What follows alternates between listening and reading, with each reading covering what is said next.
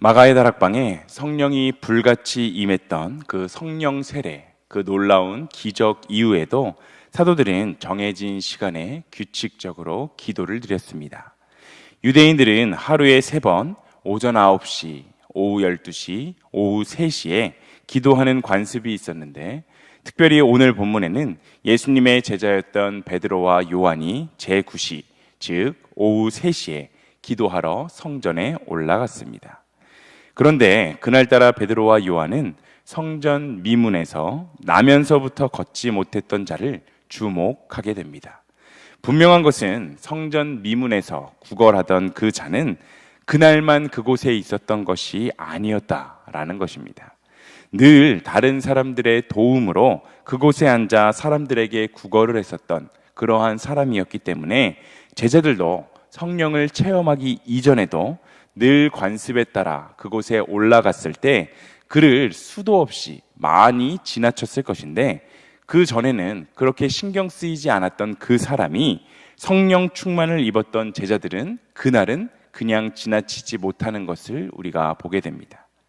나면서부터 걷지 못했던 그는 지나다니던 사람들에게 돈을 구걸했는데, 다가오는 베드로와 요한에게도 자신에게 물질을 주기를 원했습니다. 이 거린의 소망은 다만 얼마의 동량을 통해 하루하루의 삶을 연명해 나가는 것이었기 때문에 별다른 희망과 소망도 없었을 것인데, 나면서부터 불구가 되었던 그의 몸이 그를 절망 가운데로 이끌었던 것입니다. 그는 자신의 힘으로는 아무것도 할 수 없었던 불쌍한 사람이었는데, 베드로는 그런 그를 주목하고 다가가게 됩니다. 베드로가 그를 주목하여 다가갔던 이유는 돈이나 먹을거리를 주기 위함이 아니었습니다. 성령이 충만했던 그는 예수님의 마음, 그 예수님의 마음과 닮아 있었던 상태였기 때문에 구걸하는 그 한 영혼을 불쌍히 여기는 마음이 생겨날 수 있었던 것입니다. 우리는 여기서 우리가 진정한 주님의 자녀, 그리스도의 증인이 되려면 반드시 구원의 복음을 전하는 자로서 한 영혼 한 영혼을 긍휼히 여기는 마음을 가져야 한다라는 사실을 기억해야 합니다. 주님도 천하보다도 귀한 한 영혼을 구하시기 위해서 이 땅에 오셨고, 우리를 위해 아낌없이 당신의 목숨까지도 내어놓으셨습니다. 우리는 우리 주위에 하나님을 믿지 않고 살아가고 있는 사람들을 긍휼의 눈으로 바라볼 수 있게 해달라고 그렇게 하나님 앞에 기도해야 할 것입니다. 후반기 일신전도대가 지난주부터 시작이 되었죠. 담임 목사님께서 말씀하셨듯이 전도대가 처음 시작하는 날인 지난주 금요일에 며칠 전부터 하루 종일 큰 비가 내린다고 예보가 있었는데, 결국 당일에는 새벽에는 비가 오다가 오전에 잠시 주춤하고 전도하는 시간에는 우중충하긴 했지만 거의 비가 오지 않다가 전도의 막바지에 비가 내리는 모습을 보면서 하나님이 우리 일신교회가 이 회원동 지역의 영혼들을 전도하는 모습을 기뻐하시는구나 다시 한번 깨닫게 되었습니다. 특별히 하나님께서는 우리 회원동 지역의 영혼들이 얼마나 사랑하시는지를 우리가 깨닫고 함께 긍휼의 눈으로 바라보며 이 지역사회를 섬기는 일과 전도하는 일에 많은 분들이 함께 동참하셔서 최선을 다할 수 있는 우리들의 모습이 되기를 소망합니다. 성전 미문에서 구걸하던 자는 세상의 물질, 그 세상의 물질을 원했지만 예수님의 제자들은 그에게 예수 그리스도의 풍성한 사랑, 그 사랑을 전달해 주고자 했습니다. 그래서 베드로는 그를 향해 나사렛 예수의 이름으로 일어나 걸으라 라고 선포했습니다. 본문 6절을 우리가 함께 읽어보겠습니다. 6절입니다. 베드로가 이르되 은과 금은 내게 없거니와 내게 있는 이것을 내게 주노니 나사렛 예수 그리스도의 이름으로 일어나 걸으라 하고. 아멘. 예수님의 제자들이 가지고 있었던 보화는 은과 금이 아니라 나사렛 예수 그리스도였습니다. 예수 그리스도는 이 세상의 어떤 그 보석보다도 귀한데, 특별히 주님은 베드로에게 가장 큰 보물인 치유의 능력, 치유의 은혜를 선물하셨고, 베드로는 나면서부터 걷지 못했던 이에 오른손을 잡아 그를 일으켜 세웠습니다. 그러자 그는 곧 예수 그리스도의 능력으로 일어나는 놀라운 기적을 경험하게 되었죠. 여러분, 예수 그리스도의 이름에는 세상이 상상을 할 수도 없는 놀라운 능력이 있음을 믿으시기를 소망합니다. 그리스도의 이름으로 오늘날에도 여전히 수많은 표적과 기적들이 일어납니다. 그리스도의 이름으로 귀신이 떠나가며 병자들이 나음을 얻습니다. 또한 우리는 예수 그리스도의 이름으로 영원한 생명을 얻었습니다.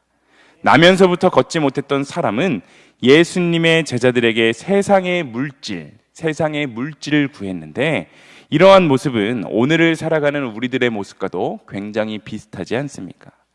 우리의 영혼에 병들어 있음을 자각하지 못하고 그 근본적인 문제를, 그 영혼의 문제를 먼저 치유해야 함에도 불구하고 그저 외적인 물질만을 바라며 그것만 있으면 나의 인생이 회복되고 그 물질만 있으면 나의 인생이 행복해질 것이다 라고 생각하며 살아가는 것이 바로 우리들의 모습이지 않습니까? 우리는 상상할 수조차 없는 놀라운 능력이 있는 그 나사렛 예수 그리스도의 이름을 의지하게 되는 우리 모두가 되시기를 소망합니다. 인생의 참된 자유자는 예수 그리스도이십니다. 주님의 은총으로 치유를 받은 그 나면서부터 걷지 못했던 그는 불구의 고통에서 완전히 해방될 수 있게 되었고, 자신의 두 발로 성전에서 걷고 뛰었으며 그의 입에서는 하나님을 향한 영광의 찬송이 터져나오게 되었습니다.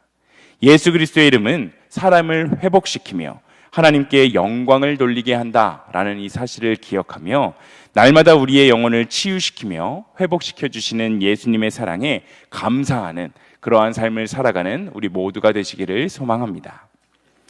베드로가 나면서부터 걷지 못했던 그에게 베풀었었던 그 놀라운 기적을 보고 수많은 사람들이 깜짝 놀라서 그 베드로 주위에 몰려들게 되었을 때 그는 담대하게 하나님 나라의 복음을 전파하기 시작했는데, 그가 전했던 말씀의 주제이자 결론은 바로 이것이었습니다.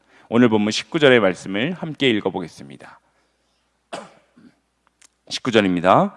그러므로 너희가 회개하고 돌이켜 너희 죄 없이 함을 받으라. 이같이 하면 새롭게 되는 날이 주 앞으로부터 이를 것이요. 아멘. 베드로는 지금 당신의 설교의 그 교훈으로서 회개하라 라고 말하고 있습니다. 나면서부터 걷지 못했던 이가 일어나는 이 사건을 통하여 하나님은 정말로 살아계시고 지금도 여전히 우리와 함께 하신다는 것을 깨달았다면 이제 너희가 가장 먼저 해야 할 일은 회개하고 돌이키는 것이다.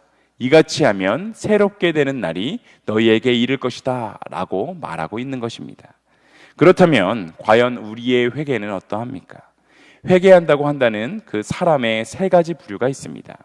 첫 번째는 도무지 회개하는 방법도 모르고 회개할 줄도 모르면서 자신은 너무나 신앙생활을 잘하고 있다라며 착각을 하며 살아가는 사람입니다.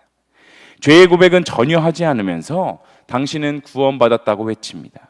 이런 부류의 사람은 스스로 구원에 이르렀다라고 착각하며 살아가는 사람들인데, 진정한 회개 없이는 하나님의 나라에 갈 수 없음에도 불구하고 그들은 큰 착각 속에 살아가며 회개할 기회조차 얻지 못하는 사람이기에 굉장히 불쌍한 사람이다라고 말할 수 있습니다. 두 번째는 기도하며 눈물도 흘리고 입술로 고백하는 회개는 자주 하지만 그의 삶을 바라보게 되면 삶에는 전혀 개선의 여지가 없이 반복적인 죄를 계속하여 짓는 모습을 보게 됩니다. 다른 사람을 정죄하고 언행이 불손하고 신앙생활은 성실하지 않으면서도 자기 자신이 거룩한 하나님의 백성이다라고 자랑하며 살아갑니다. 이렇듯 회개했다고 하면서도 나의 삶에 드러나는 그 모습, 나의 삶에서 나타나는 그 행동이 돌이켜지지 않는 회개는 진정한 회개라고 말할 수 없습니다. 마지막으로 세 번째는 죄와 치열하게 맞서서 죽기까지 피 흘리며 싸우는 영적인 전쟁을 하는 사람입니다. 루터가 말했던 것처럼 자신의 내면에 있는 정욕을 제거하지 못하면 회개가 무가치한 것으로 여기고 온전한 죄사함에 걸맞게 자기 자신을 버리고 예수님을 따라가려는 삶을 평생토록 지속하려는 마음이 있는 것, 바로 이것이 진정한 회개입니다. 과연 우리의 회개는 어떠합니까? 우리 이신교회 성도님들의 회개의 모습이 바로 세 번째 단계와 죄와 치열하게 싸워 맞서 그 영적인 전쟁을 하시는 그러한 회개의 모습이 되시기를 소망합니다. 회개의 최종 목표는 세상을 향하던 나의 시선, 나의 마음, 나의 행동을 예수님께로 초점을 맞추고 일평생 그렇게 살아가려는 진정성 있는 태도, 바로 이것을 취하는 것인데, 이런 사람만이 진정한 죄사함의 은혜 안에서 참된 평안을 누리며 살아갈 수 있게 됩니다. 본문 19절에는 진정한 회개를 이루며 살아가는 사람은 새롭게 되는 날, 이 새롭게 되는 날이 주 앞에서 이를 것이다 라고 말하고 있습니다. 회개를 통해 찾아오는 진정한 새로움은 하나님의 나라, 그 하나님의 놀라운 사랑을 날마다 경험하며 살아가는 것인데, 바로 이것이 회개의 능력이고 회개를 통한 복주심의 은혜입니다. 이 새벽 먼저 이렇게 부족하고 연약한 우리를 하나님의 자녀 삼아 주시고 예수 그리스도의 이름으로 구원을 얻게 하신 하나님께 감사하는 우리들이 되었으면 좋겠습니다. 그런데 이렇게 감사한 마음으로 살아가는 우리도 인생을 살아가다 보면 늘 죄를 지으며 살아갈 수밖에 없는 연약한 존재이지 않습니까? 하지만 우리가 하나님을 믿지 않는 사람들과는 다른 점은 하나님께서 나의 죄를 깨닫게 해주시는 그 은혜를 통해 회개 생활을 지속함으로써 우리의 인생은 깨끗함을 받아 정결하게 살아갈 수 있다라는 점입니다. 죄의 종노릇 하지 않으리라는 자세를 가지고 매일매일 기도하며 하루에도 몇 번이고 계속하여서 회개하며 하나님의 거룩하심을 따라 살아갈 때 우리의 삶은 한 걸음 한 걸음 변화되어 나아갈 수 있게 됩니다. 단지 회개를 그치는 것,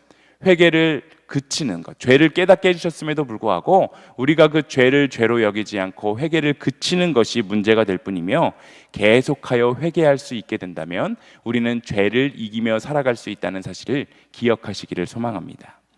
세상 사람들과는 구별된 모습으로 우리의 삶에서 죄의 문제들과 맞서 싸워 그것들을 이겨내며, 때로는 죄에 무너져 낙심할지라도 하나님께 진정한 회개를 통해서 깨끗함을 얻고 날마다 새롭게 되는 날로 새 힘을 얻으며 살아가는 일신교회 모든 성도님들이 다 되시기를 소망합니다.